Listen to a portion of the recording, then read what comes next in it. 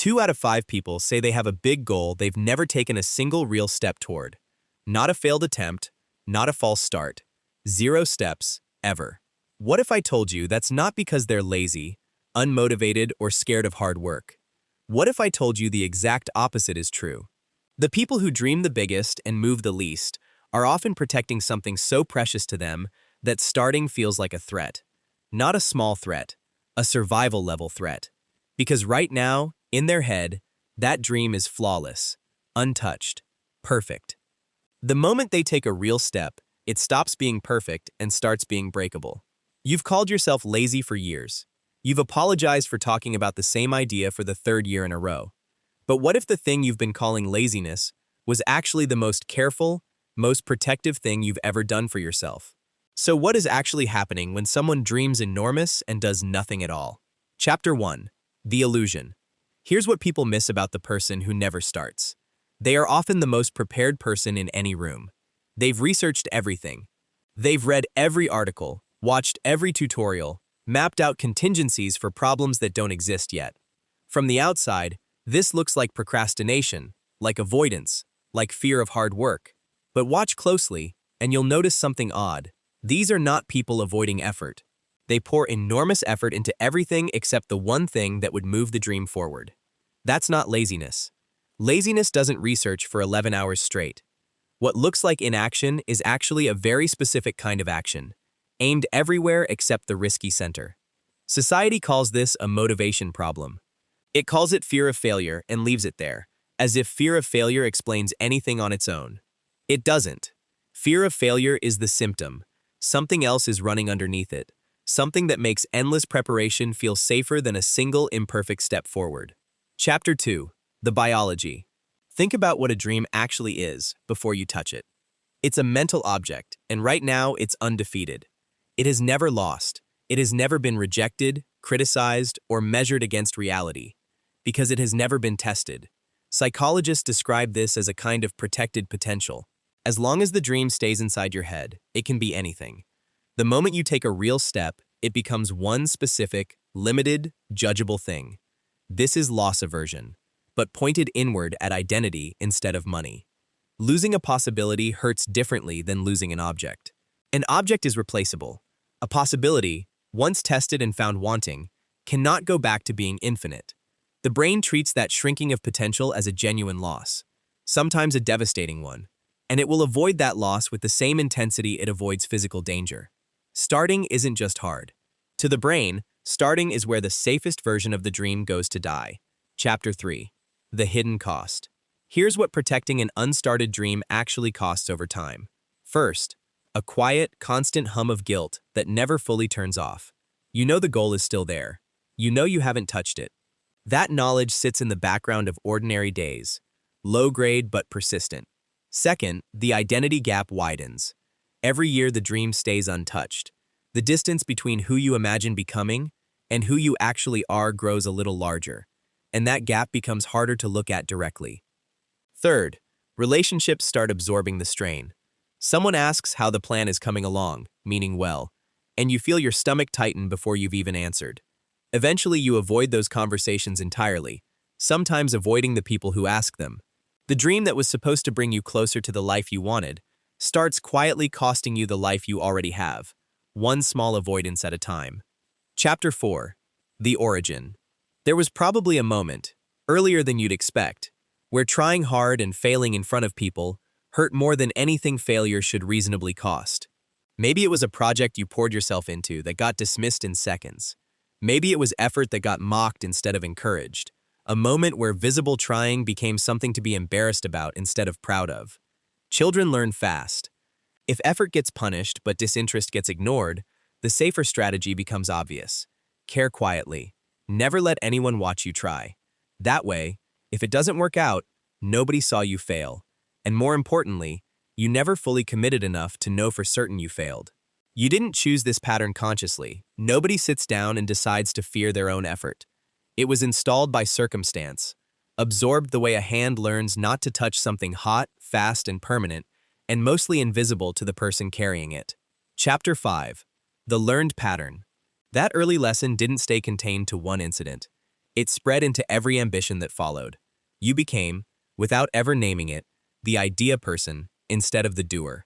The one with the fascinating pitch at dinner. The one whose plans always sound incredible in conversation. This wasn't an accident. Being the idea person lets you keep the pleasure of ambition, the admiration people give you for having vision, without the risk of anyone watching you fall short. It's a remarkably efficient trade. You get to feel like someone who thinks big, while never exposing yourself to the specific vulnerability of trying and coming up short in public. Over time, this stopped feeling like a decision at all. It became simply who you were. Not someone who avoids trying, someone who just hasn't started yet. Always yet. A word doing an enormous amount of quiet work. Chapter 6. The Architecture of Protection. Look closely at how you talk about your dream, and you'll find a structure, carefully built, whether you meant to build it or not. There's the vague plan, detailed enough to sound serious, vague enough that no specific date ever arrives. There's the shifting timeline. Next month becomes next quarter, becomes next year, each shift feeling reasonable in isolation. There's the waiting for the right moment, the right resources, the right amount of confidence, conditions defined so precisely they can always be judged not quite met. None of this is dishonest. It's protective. Each piece keeps the dream in its untested, undefeated state a little longer. This architecture took real ingenuity to build. Even if you never noticed yourself building it, it has done exactly what it was designed to do. It has kept the dream perfectly, permanently safe. Chapter 7. The Reframe. Here's something worth sitting with. Not starting isn't proof of low ambition. It's frequently proof of impossibly high standards. People with modest hopes for themselves start things constantly, because a mediocre result barely threatens a mediocre expectation. People who dream enormous carry enormous stakes into every attempt, and enormous stakes deserve caution. What looks like paralysis might actually be a kind of respect. Respect for how much this particular dream means to you. You didn't refuse to start because you don't care. You refuse to start because you care more than you know how to risk safely. That's not a character flaw. That's a nervous system correctly identifying that this specific hope is fragile and worth protecting, even if the method it chose, endless delay, isn't serving you the way it once did. Chapter 8. The Hidden Strength. The same imagination responsible for years of stalling is, underneath all of that, a genuine asset. You can see finished outcomes before anyone else can picture them. You anticipate obstacles other people won't notice until they've already tripped over them. You hold entire, detailed futures in your mind, with a clarity most people never develop. That is not a small skill.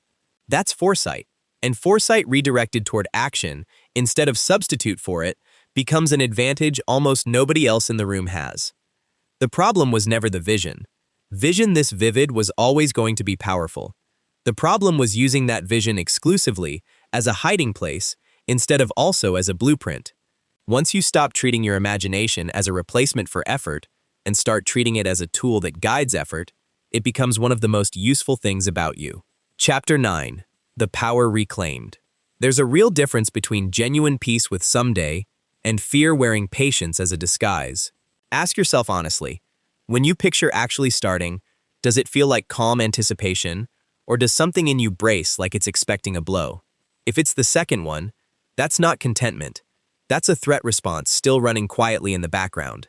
The way through isn't a dramatic leap. Enormous first steps trigger enormous threat responses, which is exactly why they rarely happen. The way through is small, almost embarrassingly small, low stakes enough that failing at it costs you nothing, real enough that it counts as a genuine step. One conversation, 1 hour, one imperfect draft nobody has to see. Small starts don't threaten the nervous system the way big ones do, and that's precisely why they work when the big leap never has. Chapter 10. The Absolution. Before anything else, understand this. The dream survived this long because you protected it, carefully, instinctively, for reasons that made complete sense at the time. That protection wasn't failure. It was devotion, aimed in a direction that eventually stopped serving you. You're not broken, and you were never lazy. You were guarding something that mattered enormously to you, the only way you knew how. But protection that made sense once can become a limit later, and the conditions that required it might not be your conditions anymore.